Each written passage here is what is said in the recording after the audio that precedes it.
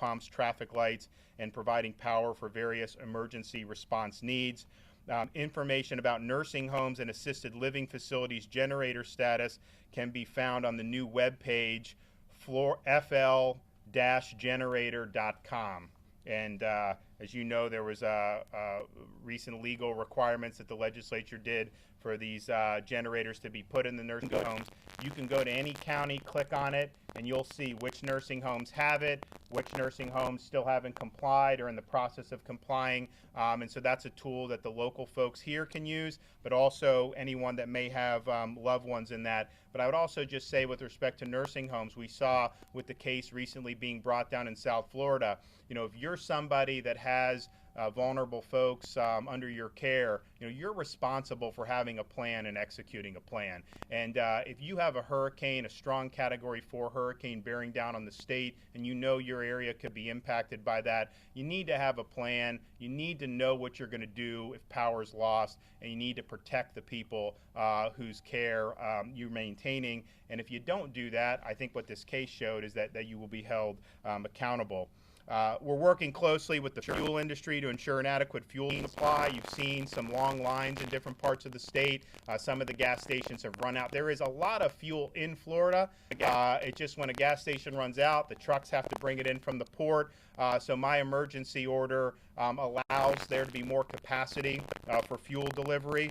And so we have waived the hours of service and truck waits for fuel trucks. We're also requesting surrounding states such as Alabama and Georgia to waive requirements as well while trucks move throughout the southeast in preparation for Hurricane Dorian. And we're working with industry partners to identify additional resources, if necessary, including truck staff, etc., to distribute more fuel throughout the states. And so we want to make sure that we're working well. Obviously, the Attorney General is going to be monitoring any places in terms of price gouging. We've seen some reports of that, not just with fuel, but with water. And you know, that's not consistent with the law, and you will be held accountable. We have over 800,000 gallons of water in the state and 1.8 million meals ready for distribution. States also ordered an additional 200,000 gallons of water in preparation for the storm. So we're basically over 1 million gallons of water that will be available. And we've also pre-deployed 860,000 bottles of water in counties in preparation for the hurricane. I've also asked, obviously with these storms, shore erosion is an issue. We saw it with Hurricane Matthew right here off the coast of Northeast Florida. So I have my Chief Resiliency Officer working so that we can mitigate those effects. If there's things we can do on the front end, but certainly on the back end, we're very sensitive to the damage that can cause.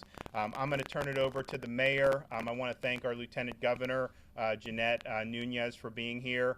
So Mayor, take it away. Thank you, Governor. I think it's important that the people of Jacksonville see the relationship with our city and our governor and his team.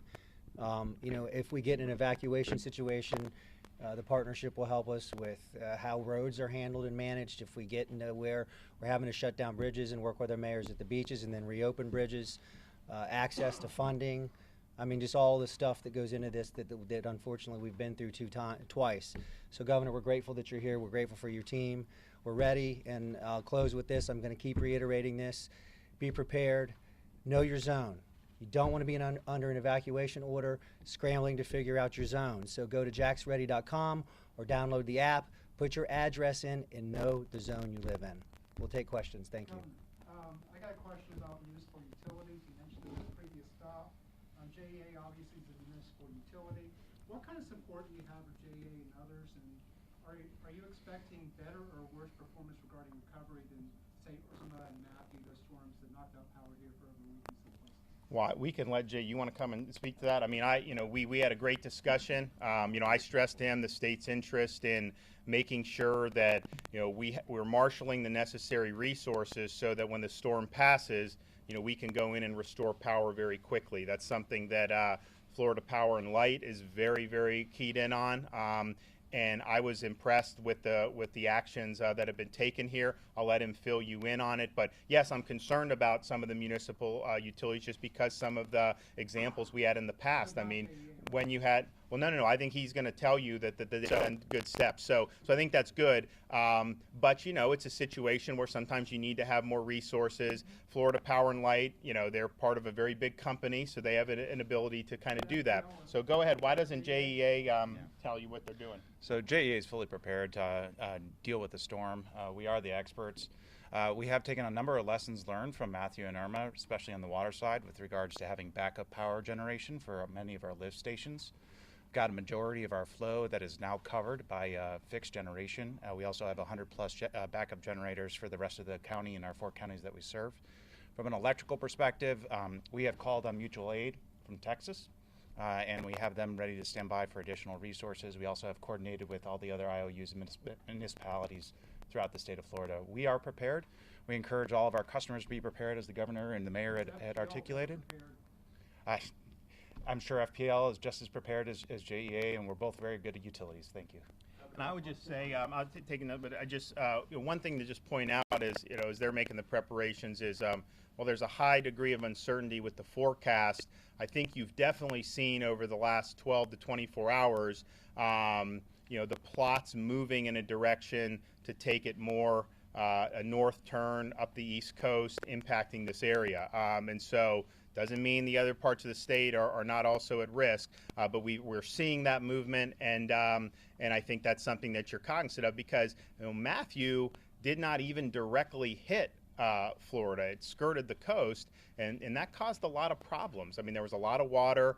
We did have power outages, and so we're sensitive to that. Another question? Governor, you were talking a little bit about evacuation possibly Saturday if it comes about. What about on 95? I mean, that's an area that's going to impact us here. Thoughts of making changes there, maybe one way, allowing the shoulder. What are you thinking ahead about on possible evacuation? Well, one, I would say a couple things. The mayor made the decision in conjunction with the university officials to move the football game to Tallahassee. And I think that was, from an economic perspective, probably not a great thing for the city, but I think from a safety perspective was the right thing to do. And I think his concern was really well-founded that, do you want football traffic to be mixed in if you end up having people to evacuate from some of the areas in Jacksonville? So I think that was a good decision. I think that'll be helpful. In terms of our traffic, the FDOT secretary, I've instructed him, whatever options are on the table, people say do one way or not. I certainly don't rule that out. I think it would depend on the number of evacuees, the way the storm's coming. But obviously, we want options on the table so that if there's an evacuation order rendered, that people have the ability to effectively evacuate. I would also say this, in just talking with some folks down in Brevard County, there are some areas, depending on how the storm affects certain places, where you will not be told to evacuate, and you will probably be encouraged to stay put. So heed those requests as well. I mean, no local official can force you to stay. I mean, if you leave, you leave. But if you're not in one of those evacuation zones, there may be good reason why the local officials think it would be worse for you to try to evacuate. So just keep that in mind as well, because if you're safer staying at home, that's the most important thing. But also, if you end up staying at home when you should be at home, then this way we have less cars on the road. So, but in terms of what we'll do, all those options are on the table. We want it to be done as effectively as possible if it does come to that. We have time for one more. Anyone? All right, thanks, guys. Appreciate it. Thank you. Thanks, man. Thank you. Appreciate it. Yep. Hey, thanks. Good job.